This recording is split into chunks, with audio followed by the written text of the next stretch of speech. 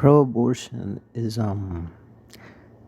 has to do with women's choice, but I don't really think they're go into detail into most of the circumstances that lead up to abortion. I do say that having an abortion saves many mothers' lives, and denying them is essentially killing them. So there's that. But sometimes abortion can be unethical, but I think that is rare. Watching Believe It or Not, and going how Christianity has basically switched sides once.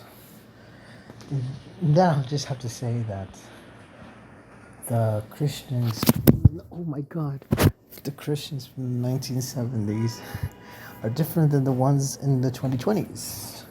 Yeah, they're not the same people from 50 years ago.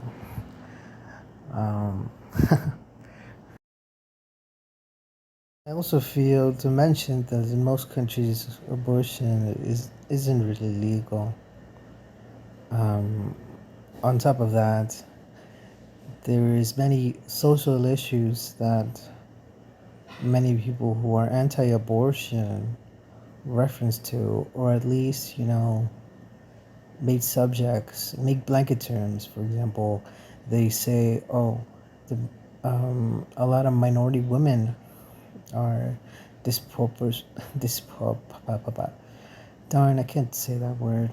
Whatever, disproportionately, um, they make up most of the abortion. Well, not most of the abortions, but here's the thing.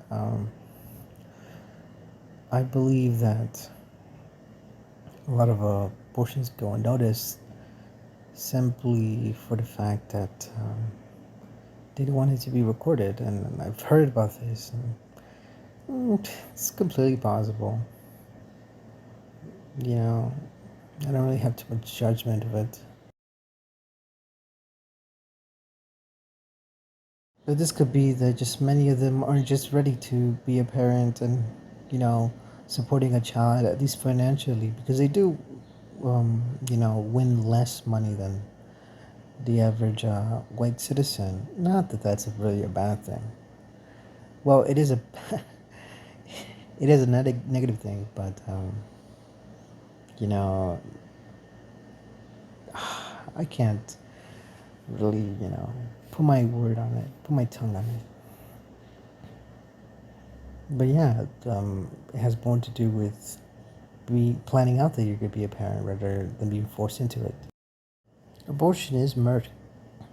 It does kill something that is living, but I think women should still have the choice to, because A, it saves their lives.